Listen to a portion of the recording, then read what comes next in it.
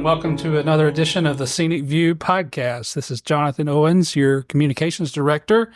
I'm here with Ardis Watkins, the executive director of Scenic, government relations director, Suzanne Beasley, and Sam Cline, our digital communications specialist / podcast producer. I got you all this time. You did. Yay. Sorry, I stepped in a little late in here. I was watching a press conference with our latest state employee to sign up.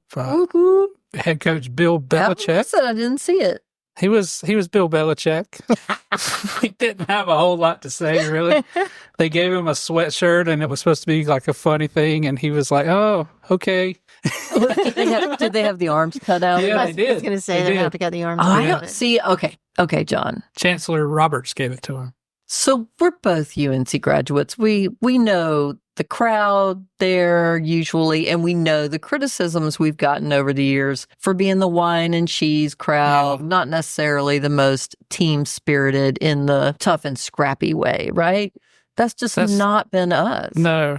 Yeah, it's going to be interesting to see the stands full for once at Kenan Stadium. I'm sure they will be. Okay, but do you think people are going to take their 3/4 zips and cut the sleeves out? That's what I'm wondering. Their vineyard vines. Right. And their Kirky. He did wear, I'm reading on Twitter right now, he did wear a $140 tie from Alexander Julian's. Oh, there you have it.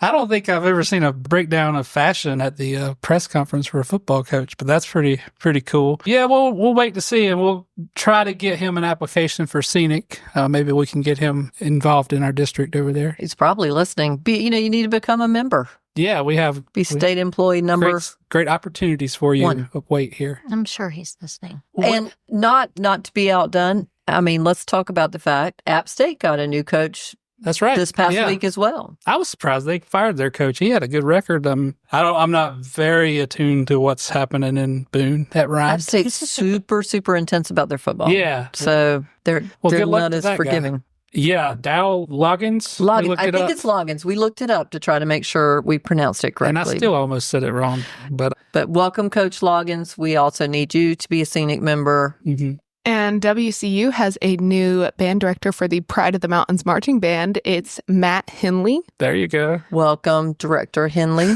I'm thinking, did anybody else get a new head coach? It feels like everybody's... Yeah, there's a lot of change this year. There's a lot of change. I remember talking to Steve Lawson one time, and he went over to Chapel Hill and recruited Dean Smith to be a member. So. Dean Smith was a Scenic member. I just want to let that sink in for effect. Half of the listeners probably are not old enough to know at this point who Dean Smith was. One of the greatest basketball coaches ever. And he was a member of Scenic. He was an active member from what I understand. Yeah. Right?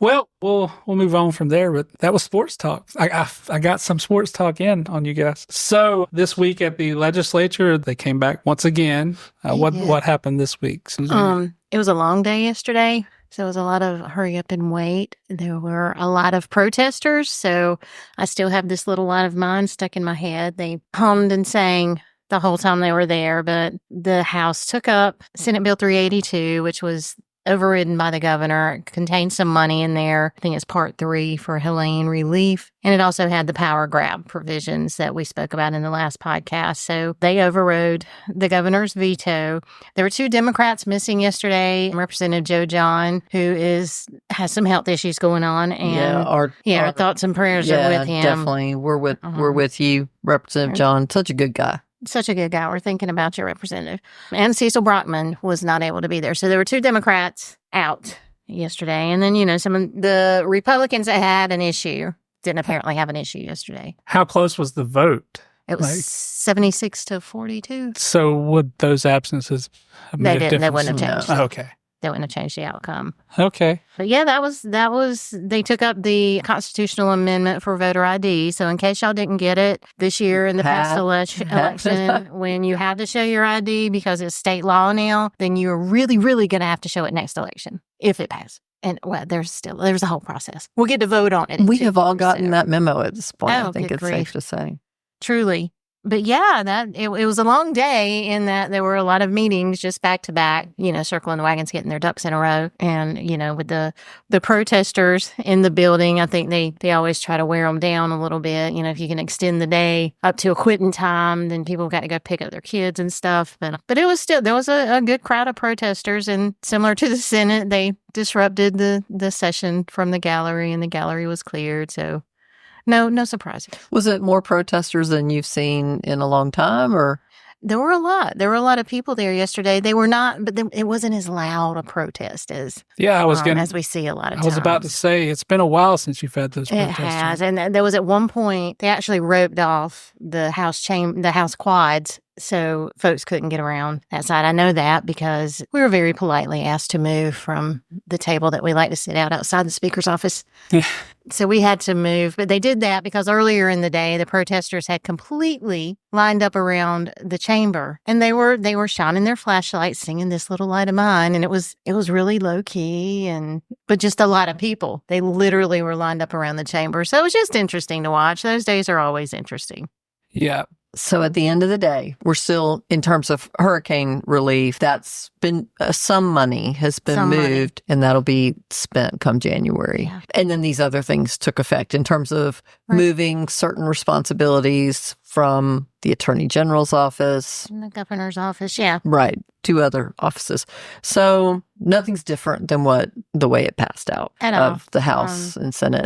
So at the end of the day, the legislature did not pass an expansion budget. The budget's written for the biennium, so it's not like we were running without a budget. There just wasn't any extra spending. As far as our issues go, there was some extra spending, but not in the big picture of the budget. So no extra raises, no bonuses. No, and any traction that we may have had there, Hurricane Helene hit and everything refocused to storm recovery. But the feds have now said they will cover 90% of the costs of the storm. So that's a pretty massive, important shift financially for the state.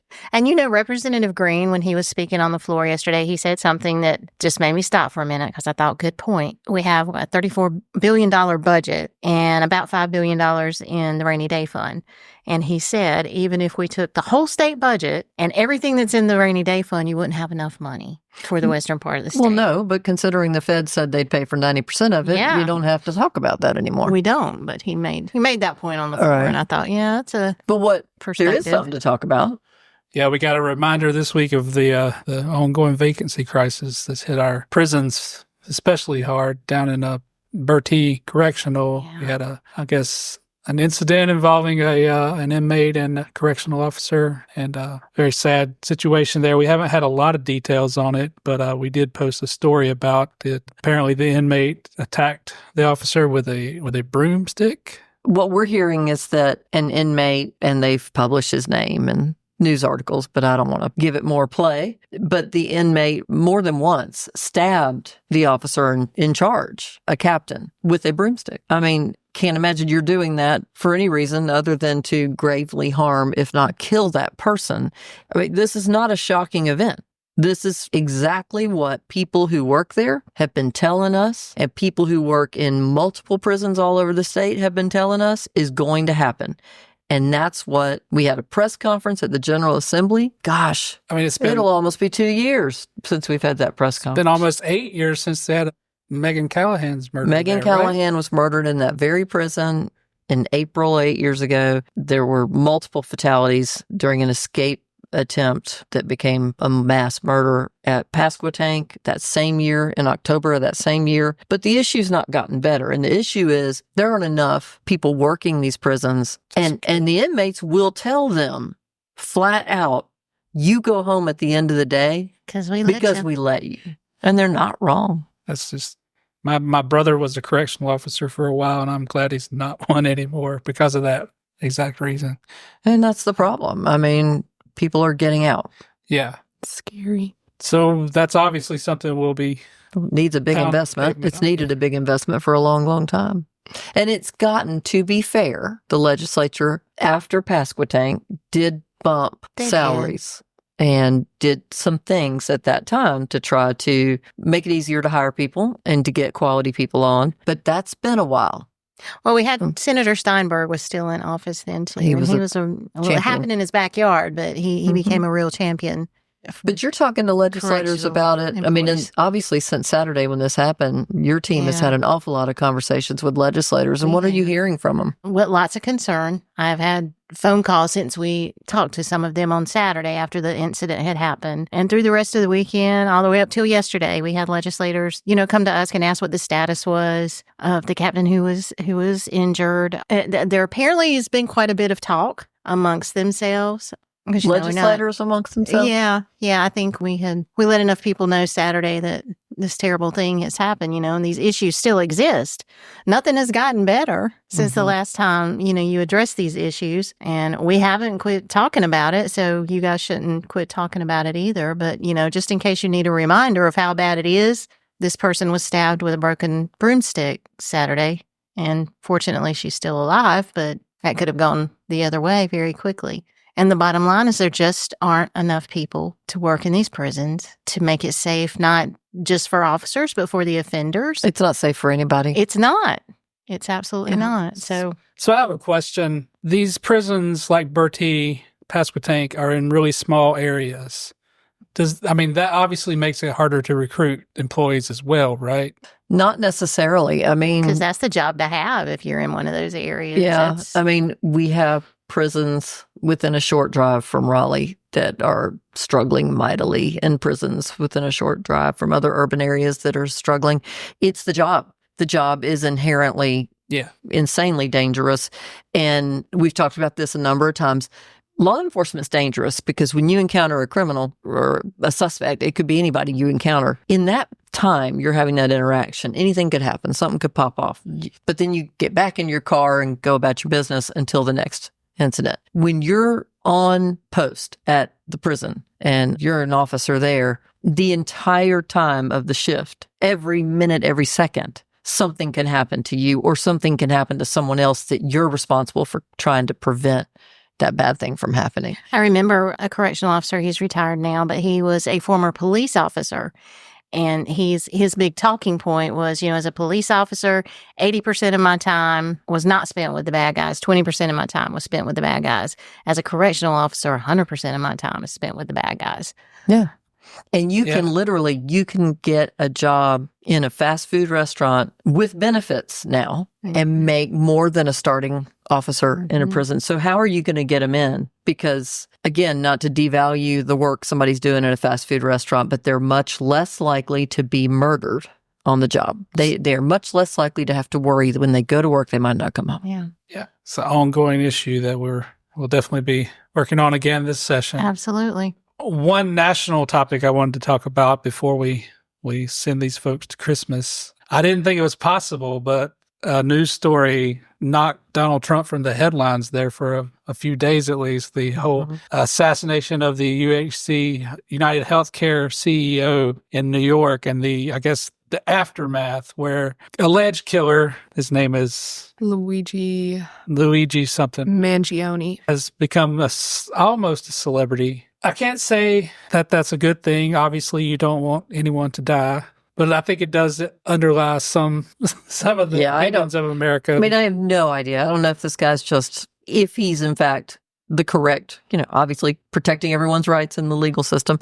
If he is in fact the person who did it, why he did it, I don't know. Yeah, I'm waiting for the rest of the story. Yeah, but what is clear from all the comments people are making is that the undercurrent of absolute, not just dissatisfaction and resentment, but kind of fury with the system is much greater than I think some folks in the system ever realized. And it's the kind of thing that folks like Treasurer Falwell and Senator Bernie Sanders and people of both parties have been trying to point out. Look, they're being taken advantage of, and there is a breaking point. Now, obviously, I think we can all agree murder's never an acceptable response to any breaking point. And again, we don't know if that's what it was. We don't know if he broke because of the system. Yeah. But there are plenty of people who are reacting to it. Yeah, and like you just said, the reaction is coming from folks on both sides. You know, I think everyone, we have a shared experience in America as, you know, with our health system, and it's not always a positive one.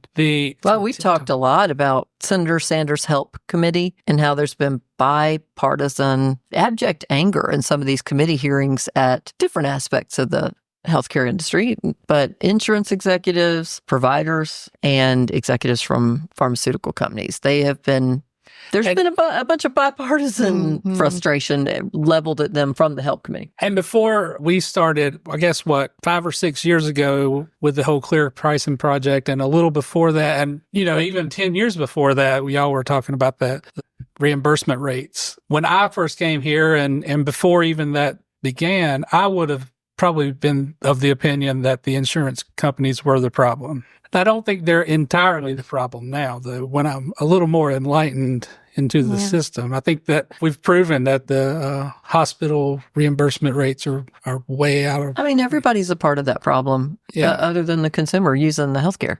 I mean, period. The insurance companies and the providers, in terms of hospitals, doctors and nurses, they've not made out in this process, okay? But insurance companies and hospitals, they've made a lot of money, just objectively speaking. On paper, they've made an awful lot of money. And then you've got consumers who are spending more percentage-wise of their personal income on healthcare, and then employers who are saying, I can't afford to give it to my folks. You know, and then you've got the government saying, yeah, we hear y'all, you're frustrated, but doing nothing. So I think that's where we are now is kind of, again, a breaking point where... Well, and that transparency. To do something. That transparency for the Exactly. state health plan, that's a start. And that would affect, I mean, obviously. But to be clear, y'all, if y'all are mad, don't go after people with weapons. No. Call your elected officials and tell them, that last piece of the puzzle, the government, that's what you expect the government. People are so anti-regulation and stuff like this. That makes no sense to me. That means you're anti-keeping a system in place that can hurt you. So contact your elected officials and have things handled appropriately. Don't try to be a vigilante. Yeah, don't kill people, vote. Yeah, don't kill people, don't hurt people. Yeah, but I mean, I think it's clear something's got to change in terms of healthcare in this country. Transparency in the state health plan would be a great place to start. Yeah, anywhere. And, I mean, to his credit, last time Trump was president, he did have was it a bill or an executive order asking for more transparency with costs? Gosh, he did, and I don't know. But yeah, you're right. That's not inaccurate. I mean... RFK seems like he's ready to regulate some health products. So maybe. Oh my goodness. You know, but you've got people like Representative Ro Khanna from California who are indicating, hey, I'm open to work and is getting a lot of flack from fellow Democrats. Just ridiculous flack over saying, I'm willing to work with the Trump administration. Let's finally get some things in place that keep this system from being one that, you know, one of the richest countries in the world, and our folks can't get health care without going bankrupt if something bad happens. So a lot of the complaints that I've seen tied to this assassination was that, you know, insurance companies won't cover a certain medicine or procedure. So I saw Ro Khanna talking about that, and he suggested that the government mandate that insurance must cover anything that Medicare covers. Well, I mean, that kind of plays into our Wegovy problem at the state health plan, right? I mean... Yeah, and then that sounds well and good until, you know, changes can always be made to Medicare to where Medicare might be paying unreasonable rates. You know what I'm saying? Like... It's just very complicated is what I'm saying. And the state health plan, you know, like we're still with Blue Cross Blue Shield at the moment, but it's not a Blue Cross Blue Shield insurance product. They are the third-party administrator. It'll be Aetna come 2025, but it's the state health plan. We're self-funded. Well, here's my hope out of all this, though. You know, honestly, that this awful thing, that maybe the good thing that comes from it, is that seeing all that public outcry all over social media might be the thing that brings everybody finally to the same table. Maybe we will see insurance companies and corporate healthcare, private equity that owns so much of corporate healthcare now. That's arguably another one of the problems. But all of these players and then consumers themselves and our lawmakers. Yeah. Maybe there will now become communication and we can find something that works for everyone, because I think the one thing we can agree on, it's not working for people. Sam, what does your generation think of the whole healthcare debate? I feel like my generation, from what I've seen, they're not talking as much about the healthcare aspect as they are talking about the person who allegedly committed the assassination. And from the side of TikTok that I'm on, I am very much on a book side of TikTok, where there's a lot of people who really love books there. And they are looking at him as a morally gray character that they want to be released. So he's becoming kind of a folk hero. He's becoming, for a lack of a better terms, kind of a sex symbol. Oh, for goodness sake. It's people who think he's attractive think that just because he's attractive, like, he shouldn't get as much of a punishment. Wow. Ain't that America? Well, Meanwhile, I've kind of looked into it more. I wanted to see like what the facts that they had behind arresting him, because the assassination happened in New York City. He was arrested in Pennsylvania. I was like, that's weird. So I've kind of looked into it. I saw that they did have an alleged manifesto that they found on his person whenever he was captured. I read that, thought it was pretty compelling as a reason to arrest him. But I won't be able to say anything until the trial ends and we know for sure he's guilty or not. well, I would like to retract my thoughts that people might come together and find solutions around it. My generation is strange. They go to the weirdest places. Okay, well, I'm really proud of you Wonder for if that- digging in. And Or if that has anything to do with them not having to pay for health care until they're 26. It's about to say, a lot of us aren't. I pay for my own health care. I have my health care. But a lot of my generation is not paying for their own health care yet. They're still on their parents' health care. And I don't think they're necessarily seeing how difficult it can be yet. right. Okay, well, let's go on to John's wacky weird question of the week to end this podcast and go to Christmas. John's wacky weird question of the week. I was watching TikTok this week, as I do all the time. I don't know what I'm going to do when they ban it. I guess know. January 19th, right? It's going away. Hashtag save TikTok. But there's a TikTok where a man he says he does like icebreakers at meetings and corporate events and things like that. And the best question he's ever asked is, what is your favorite road? So that's my question to you guys this week. What is your favorite road? We'll start with Suzanne. She looks like she got an answer. I do. So my very favorite road is Cornwallis Road because that's where I live. But Highway 80 out west, there's a stretch of that road called the Devil's Whip. And back in the motorcycling days, that was my favorite road. Oh, yeah. Oh, man. I don't know what kind of shape it's Your in now. favorite road is the one that goes to your grandbaby. Yes. Okay, for the point. I've got a story. That's 264. So, That's nobody's favorite how road. can you love that?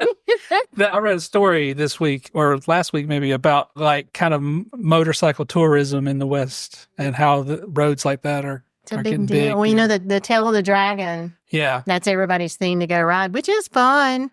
It's fun. But just over the Virginia line, the back of the Dragon, Uh-huh. outside of Marion, is even better. Oh, It's cool. an even better road. Cherahalla Skyway is a good See, ride. that's a good insight. good to know. Lots of good memories from motorcycling.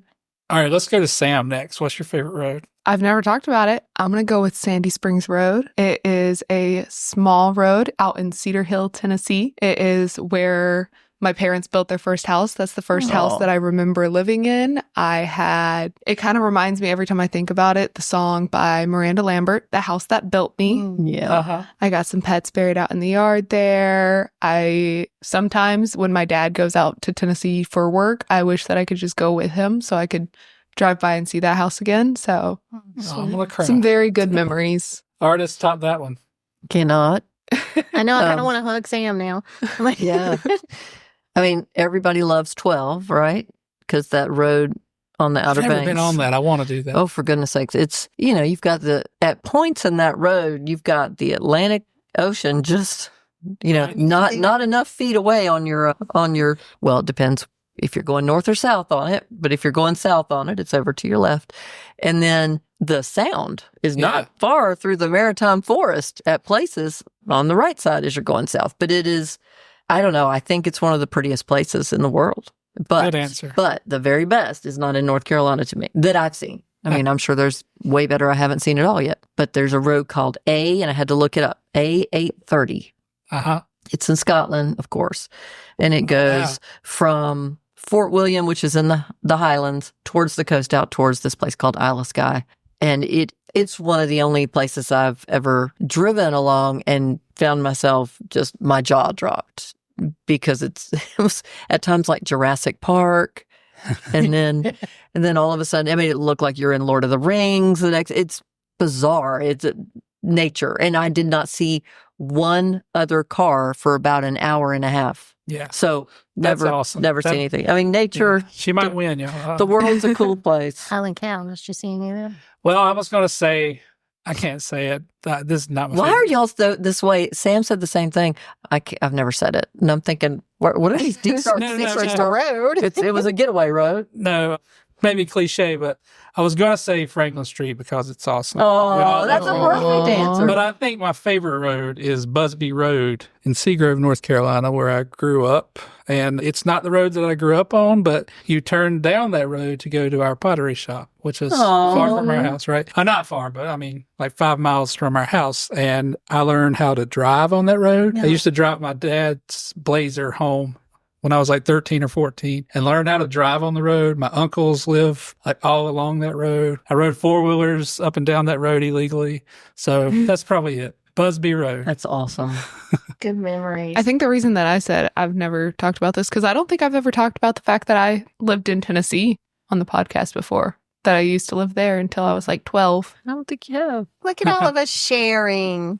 See?